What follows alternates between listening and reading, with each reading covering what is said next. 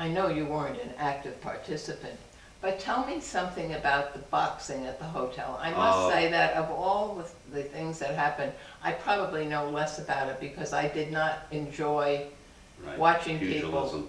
It was extraordinary. Well, the thing would start, so, you know, we ate because my father was kind of staff, and all the entertainers ate in the same area around the children's dining room.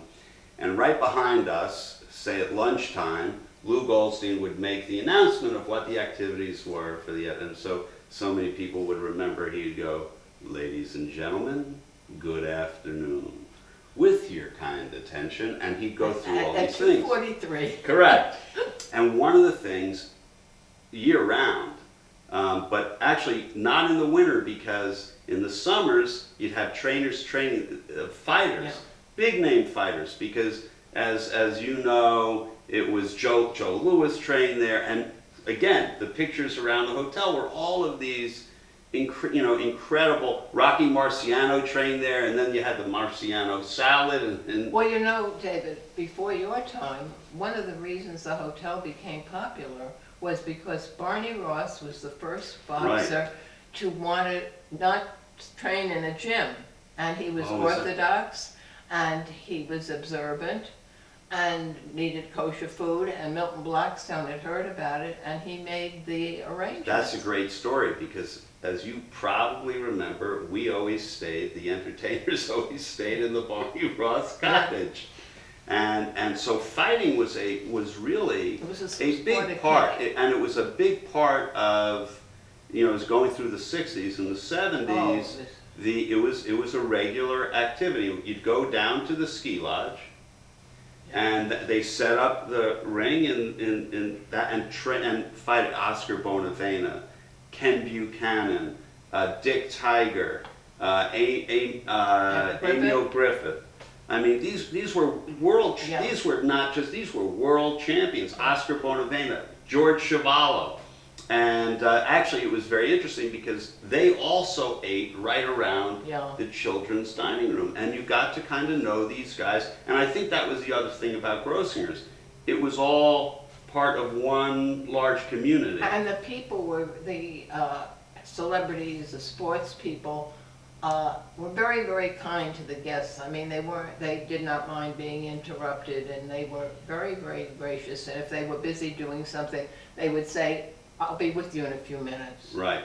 And no, they were, the first fight I went to was Roberto Duran and Ken Buchanan. Ken Buchanan had trained at Grossinger's, and I'll never forget this. It was at Madison Square Garden. He struck a low blow.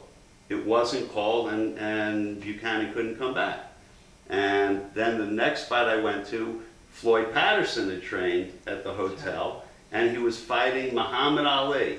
I think he was already now Muhammad Ali, Madison Square Garden, and my father took me to see the fights. So there was this enrichedness of your life, whether you like the sport or you don't like the sport, that it gave you an appreciation. Like, I appreciate boxing probably in a very, very different way than other guys, because I would watch these guys train. And you know how hard they worked. Unbelievable. And I knew how skilled they were, because you'd watch them on the speed bag, and the training was just, they 2 a day had to come from boxing. I mean, it was amazing stuff. I mean, Rocky Marciano was really part of the family. I mean, he and his wife came up with the baby, and he was really quite a gentleman. It was, and I think your brother kind of had that. Oh, he loved that. Right, and he brought all the golfers there, and he brought all the sportsmen there, and I think he probably was the one that, was really. But my grandmother was funny with Barney Ross. When she heard we were going to have a boxer, she was beside herself, because she couldn't understand why people would fight each other. And she went to services one Friday night, and she saw this young man there. And she went back Saturday morning, he was there. So she asked somebody, "Who is that boy?" And they said, "Well, that's Barney Ross, the boxer." Amazing story. Then all of a sudden it was fine. He was more than welcome.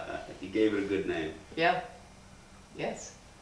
But people do talk about it. And I remember when the weather got iffy, like in September, they would put the boxing ring in front of the observation window at the Oh, right, pool. that's right, that's Yeah. right. You know, it reminds me of another element of the experience that I think probably so many, at least those of us, whether or not you were in the staff or you were, particularly for me,